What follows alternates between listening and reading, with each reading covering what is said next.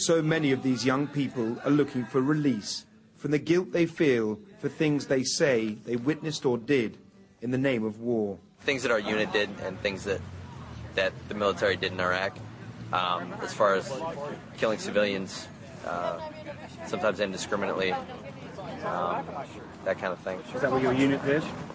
That kind of thing happened sometimes. Can you give us some examples?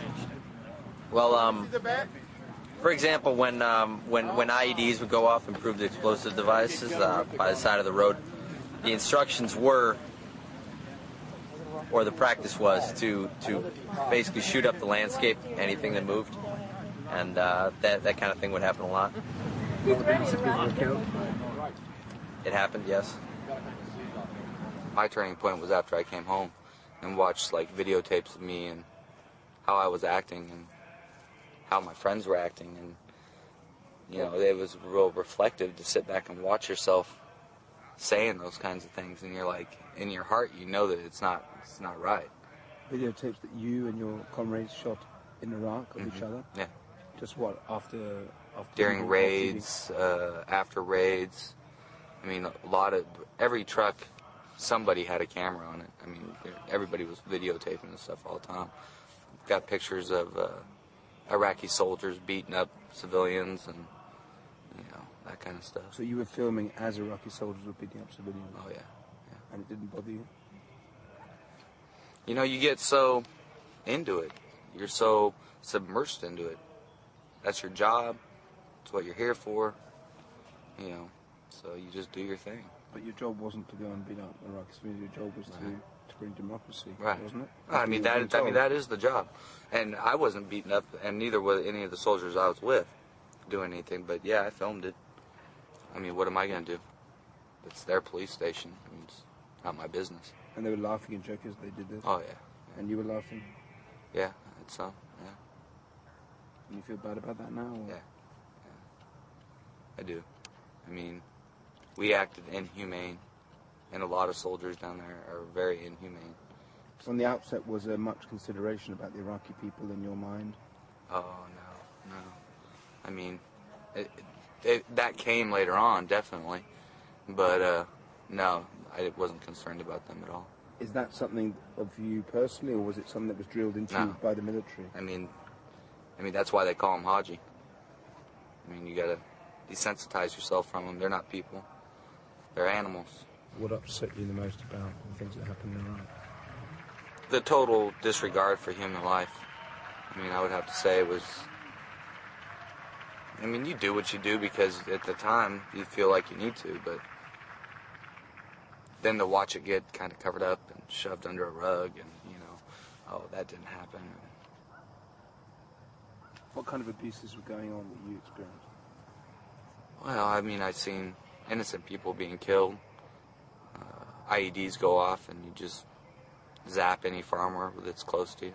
Hit them with the 50 or the Mark 19.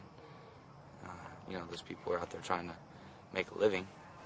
But on the other hand, you know, you get hit by 4 or 5 of those IEDs, you get pretty tired of that too.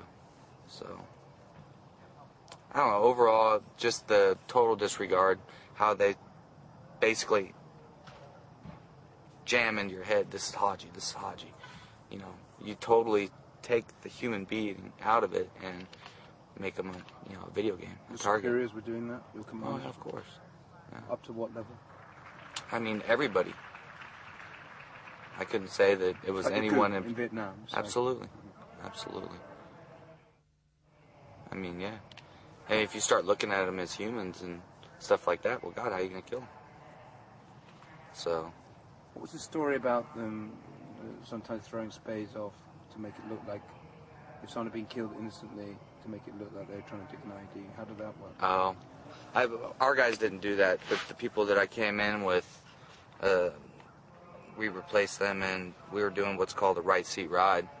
And they basically take one soldier and put him in a truck with the other guys that are veterans and that have already been there and done that, and they take you around your AO, teach you about the area that you're operating in and whatnot, and, you know, they would be like, you know, keep shovels on your truck or an AK, and if you see anybody out here at night, shoot them. Along the roads, you know, shoot them. And if they weren't doing anything, throw a shovel off. They were digging an IED or whatever. So they'd shove a shovel off the APC or whatever, the Humvee or whatever it was, and try and make out these guys were digging IEDs if they'd been killed instantly. Oh, at that time, when we first got down there, you could basically kill anybody you wanted.